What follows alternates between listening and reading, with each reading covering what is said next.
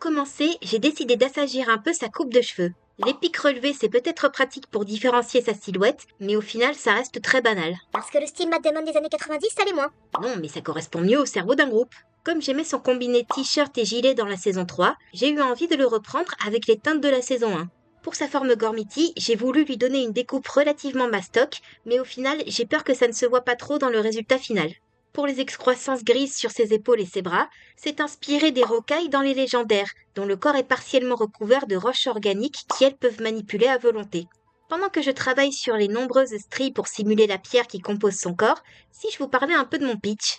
J'avais dans l'idée que le père de Toby était un des derniers membres d'une ancienne confrérie qui protégeait le portail entre la Terre et le Gorm. Il a pris sa retraite après son mariage et n'a jamais parlé de son passé surnaturel à sa famille. Jusqu'au jour où ses fils ouvrent de nouveau le portail avec leurs camarades de classe et se fassent isekai chez les Gormiti. Sur place, ils absorbent accidentellement le pouvoir des orbes élémentaires et deviennent les seigneurs de la nature du sous-titre. En bon intello, Nick est super excité de pouvoir étudier tout un monde différent du sien, au point de douter de son désir de rentrer sur Terre. Rassure-moi, il va pas nous faire une Marcy Wu. Peut-être que oui, peut-être que non, ça dépendra de comment l'intrigue peut évoluer.